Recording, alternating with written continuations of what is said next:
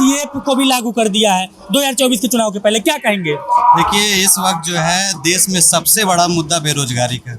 NRC से बहुत दिक्कत है। जैसे आपको शरण दे दिया जाएगा सीए से, हाँ। एनआरसी को हमको नहीं शरण दिया जाएगा, हाँ। हमको अलग कर दिया जाएगा। नहीं, राम मंदिर बनने से आप खुश है कि नहीं खुश है? बिल्कुल खुश है, एक बहुत बड़ा मसला सॉल्व हो गया। उसी पे राजनीति होती थी। सारे एग्जाम हो रहे हैं जो क्लियर नहीं हो पा रहे हैं, उसका मुद्दा लोगों के नजर से भटकाने का मुद्दा, इसलिए सीए एनआरसी लागू किया। मतलब कि सीए एनआरसी लाने का मेन मकसद है कि 2000 में मकान मेरा बना हुआ है और जीडीए दिखा रही है कि यहाँ पे कोई मकान ही नहीं है, अधिग्रहण में चला गया। बताइए, पहले इसको बचाया जाए कि पहले सीए? जो कट्टर मुस्लिम होंगे कहेंगे कि यह सच्चा मुसलमान नहीं। एक बात सुनिए, और जो कट्टर हिंदू होंगे वो कहेंगे कि डर के बोल रहा है। सीए हुए जो ये एक दूसरे धर्म को जो है लड़ाने का वो है, और इससे कोई मकसद नहीं है। हाँ। अच्छा, मेरा आप सभी लोगों से एक सवाल है, मैं सबके पास बारी बारी से आऊंगा। अब बहुत महत्वपूर्ण सवाल है। केंद्र सरकार ने, जो कि भाजपा की सरकार है, पूरे देश में सीएए लागू कर दिया है। क्या कहेंगे इस पे, सही किया गलत किया है?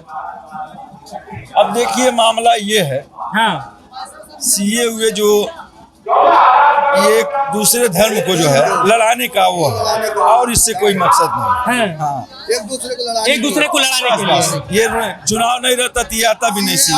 अच्छा, इसको पहले ला देना आ रहा हूँ भैया, आ चाहिए। रहा हूँ आपके पास। अभी ये माइक आपकी तरफ घुसा रहा हूँ, अभी घुमा रहा हूँ। पहले लाना चाहिए था। हाँ।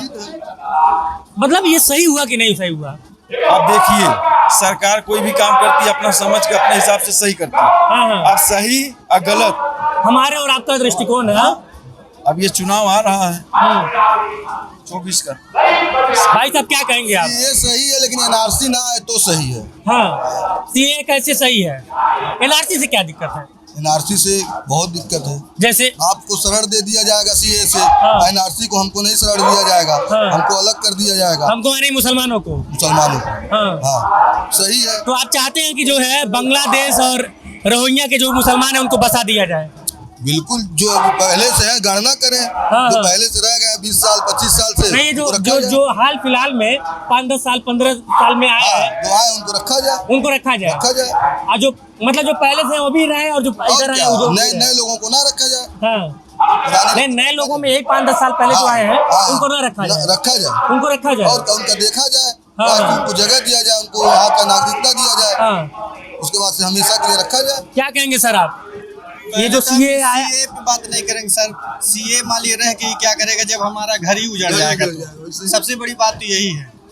अगर सीए घर, पहले तो घर हमको बचाना है ना। हमारा मकान 98 की जमीन खरीदी हुई है, 2000 में मकान मेरा बना हुआ है और जीडीए दिखा रही है कि यहाँ पे कोई मकान ही नहीं है, अधिग्रहण में चला गया। बताइए, पहले इसको बचाया जाए कि पहले सीए? दोनों तो हमारे लिए दो धारी तलवार के ऊपर है, हम चाहे इधर जाए चाहे उधर जाए। पहले तो हमारे लिए जरूरी कि पहले अपना घर बचाए। जब वतन ही नहीं रहेगा तो सीए लागू हो या कोई भी लागू हो, हम कहाँ जाएंगे? बताइए, सबसे बड़ा मसला तो यही है। मामला जो है यहाँ पे मतलब कि दर्द से भरा है, सबके सीने में दर्द है। क्या कहेंगे साहब आप? जैसे ये चुनाव का समय है और केंद्र सरकार ने सीए लागू कर दिया है। ये मुद्दा इसलिए लाया गया है क्योंकि बेरोजगारी का मुद्दा हटाने का है।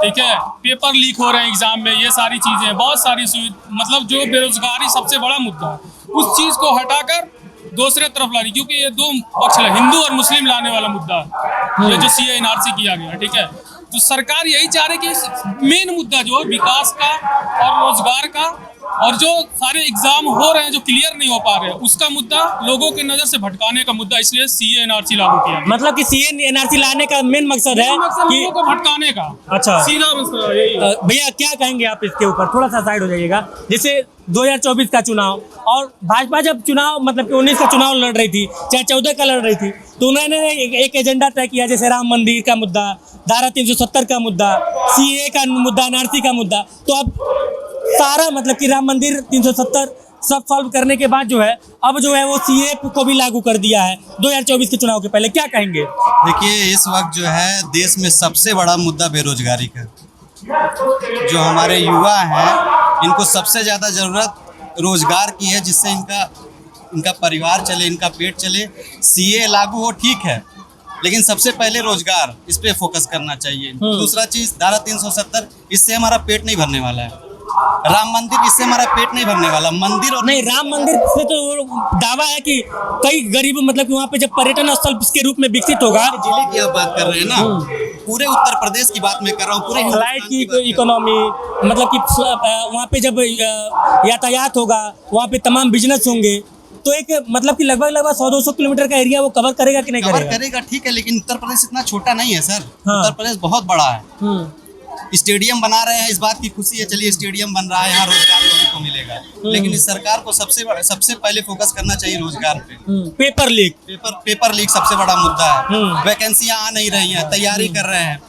मैं खुद तैयारी कर रहा हूँ। आज रेलवे की वैकेंसी आई थी 19 में, अभी आई है लोको पायलट की, क्या कहते हैं, 24 में। इतना गैप करके वैकेंसी आ रही है। नहीं, राम मंदिर बनने से आप खुश है कि नहीं खुश है? बिल्कुल खुश है, एक बहुत बड़ा मसला सॉल्व हो गया। आए दिन उसी पे राजनीति होती थी। देखिए, पढ़े लिखे लोगों से जब आप बात करेंगे ना, तो तार्किक जवाब जब मिलता है तो मन को खुशी मिलती है। ये बहुत बड़ा मुद्दा सॉल्व हो गया, इसकी हमको भी खुशी है। भगवान श्री राम का मंदिर बन गया है, इसमें मतलब बहुत अच्छी बात है ये। लेकिन इसके बाद अब लेकिन आप अभी बात बोल दिए ना, पता है क्या कमेंट आएगा? बताइए। जो कट्टर मुस्लिम होंगे, मैं कट्टर शब्द जोड़ रहा हूँ, याद रखिएगा, जो कट्टर मुस्लिम होंगे कहेंगे कि यह सच्चा मुसलमान नहीं। एक बात सुनिए, और जो कट्टर हिंदू होंगे वो कहेंगे कि डर के बोल रहा है। समझ रहे हैं विडम्बना?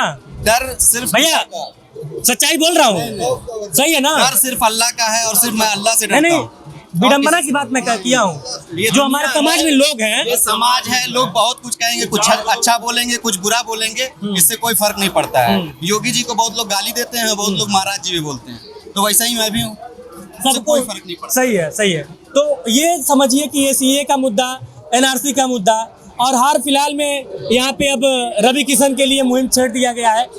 जी भैया। दुसानी जी, मैं आपका फैन हूँ, मैं आपका सब्सक्राइबर हूँ। अरे अरे अरे अरे, थैंक यू, थैंक यू।